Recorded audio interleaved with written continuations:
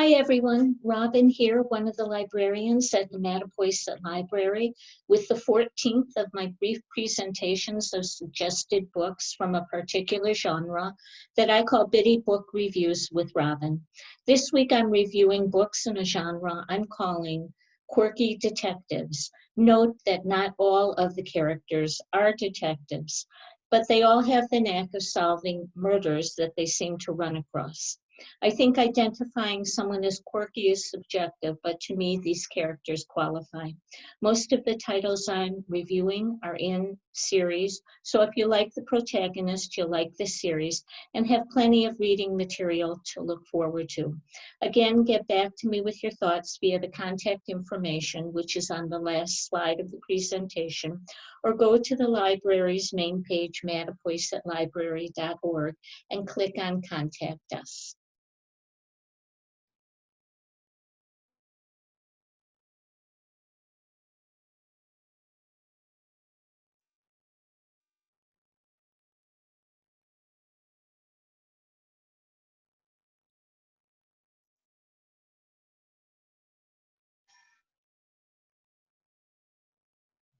The first title is called Beginning with a Bash by Alice Tilton.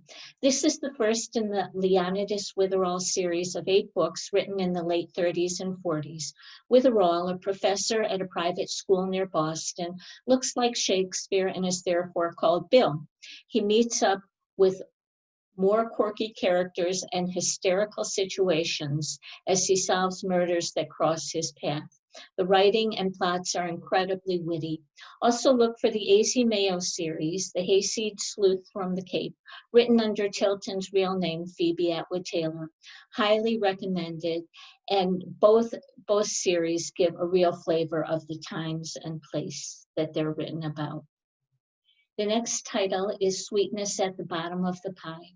This is the first in the Flavia DeLuce series. To date, Bradley has published 10 Flavia books. Taking place in the 50s, its plot has precocious 11-year-old Flavia living in a decaying mansion in England with her father and 2 sisters she can't stand. She solves crimes with the help of the in-house chemistry lab and her trusty bicycle. Somehow it works, and it's well worth the read.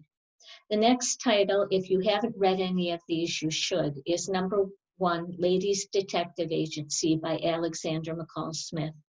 Written by the prolific writer Smith, this is the first in the Precious Ramotswe series.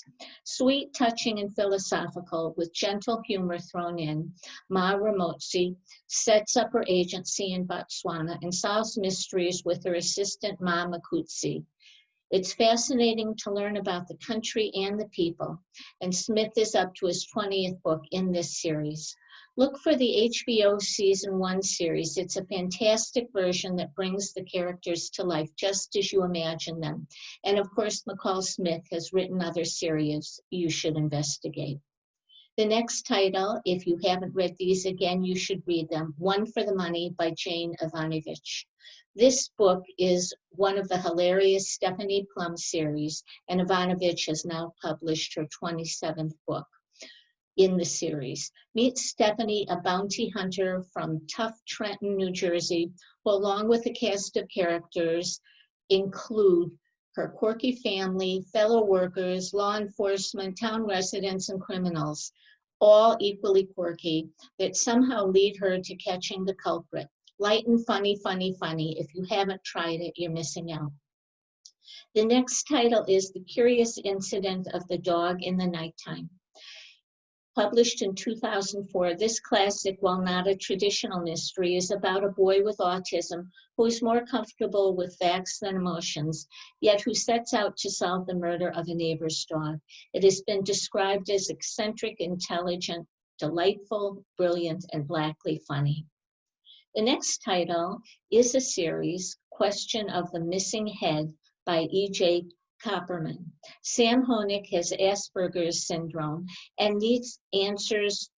He answers questions for a living, just what is needed for someone who ends up trying to solve murders with the help of his assistant. Interesting and informative with wonderful characters. And the final title today is Malice and Maggoty by Joan Hess. This is the first in the 16-book Arlie Hanks series. Arlie flees Manhattan after a horrible divorce to her home in the Ozarks, where she somehow becomes chief of police. Everyone is a character as she navigates in her Arkansas village and tries to solve murders. It's lighthearted and fun. And if you have any questions, comments, or suggestions, I'm happy to hear from you. Bye-bye.